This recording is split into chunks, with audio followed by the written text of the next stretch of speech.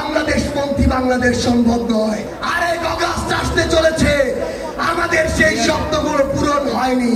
অন্তর্বর্তীকালীন সরকারের কাছে আমরা সুশীল সরকারের ভূমিকা চাই না, অভ্যুত্থান পরবর্তী সরকারের ভূমিকায় দেখতে চাই। কেউ যদি চাঁদাবাজি করে আমরা সেটা মুখের উপরে বলবো, কেউ যদি সিন্ডিকেট চালায় আমরা সেটাও বলবো, কেউ যদি দখলদারিত্ব করে আমরা সেটাও বলবো। গোপালগঞ্জে এখনো মুজিববাদীদের আস্তানা ঘিরে রয়েছে। মুজিববাদীরা এখনো বাংলাদেশের বিভিন্ন জায়গায় সক্রিয় রয়েছে। এই মুজিববাদ একটি আদর্শ, শুধু আইনি ভাবে এই মুজিববাদের মোকাবেলা করা যাবে না। আমাদেরকে অর্থনৈতিক ভাবে, রাজনৈতিক ভাবে, সাংস্কৃতিক ভাবে এই মুজিববাদের কোমর ভেঙে দিতে হবে।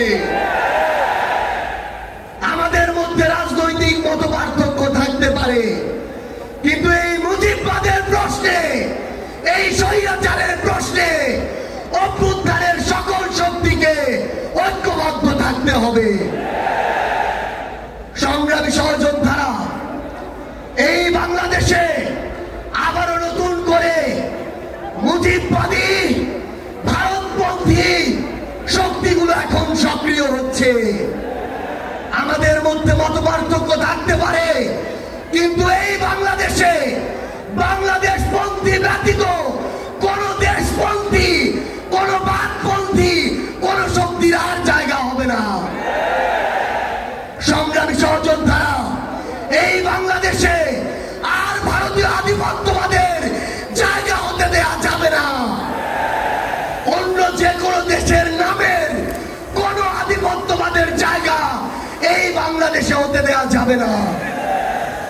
সংগ্রামী সহযোদ্ধারা, হাজারের অধিক ছাত্র জনতা জীবন দিয়েছে। আমার হাজার হাজার সহযোদ্ধা আজকে আমার সামনে রয়েছে। আমাদের একটা আকাঙ্ক্ষা ছিল, গত জুলাইয়ে ওই অগাস্টের 5 তারিখে আমাদের যে স্বপ্ন ছিল, আরেক অগাস্ট আসতে চলেছে, আমাদের সেই স্বপ্নগুলো পূরণ হয়নি। অন্তর্বর্তীকালীন সরকারের কাছে আমরা সুশীল সরকারের ভূমিকা চাই না, আমরা তাদেরকে অভ্যুত্থান পরবর্তী সরকারের ভূমিকায় দেখতে চাই।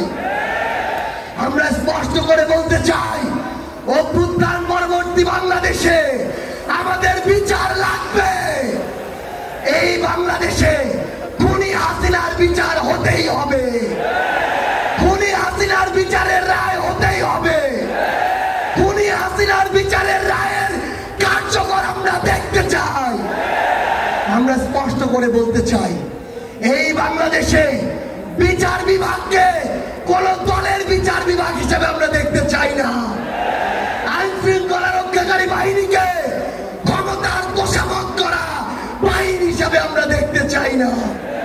আমরা স্পষ্ট করে আপনাদেরকে বলি, ৭২-এর মুজিববাদী সংবিধানকে এক পাশে রেখে কোনদিন এই বাংলাদেশপন্থী বাংলাদেশ সম্ভব নয়।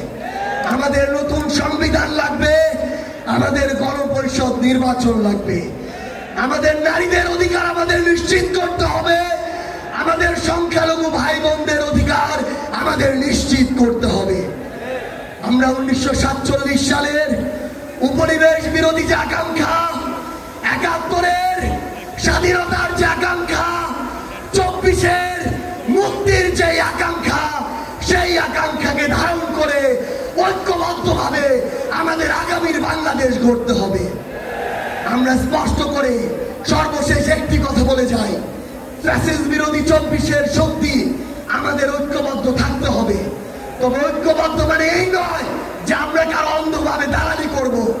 কেউ যদি চাঁদাবাজি করে আমরা সেটা মুখের উপরে বলবো, কেউ যদি সিন্ডিকেট চালায় আমরা সেটাও বলবো, কেউ যদি দখলদারিত্ব করে আমরা সেটাও বলবো। তবে আওয়ামী লীগের প্রশ্নে আমরা ঐক্যবদ্ধভাবে আমাদের লড়াই চালিয়ে যাব। সংগ্রামী সহযোদ্ধারা, রাজনীতিতে প্রতিদ্বন্দ্বিতা থাকবে, প্রতিযোগিতা থাকবে, কিন্তু রাজনীতির যে সৌন্দর্য, এই সৌন্দর্য যেন আমরা ধারণ করি। তাহলেই আগামীর বাংলাদেশ সামনের দিকে এগিয়ে যাবে। রাজনৈতিক প্রতিদ্বন্দ্বিতা যেন ব্যক্তি আক্রমণে কোনোদিন রূপ না নেয়। ইনশাআল্লাহ ফ্যাসিস্ট বিরোধী 24 শক্তি ঐক্যবদ্ধভাবে আমরা আগামীর বাংলাদেশ গড়ে তুলব। আপনাদের সাথে আমাদের আবারও দেখা হবে লড়াইয়ের রাজপথে অথবা বিজয়ে।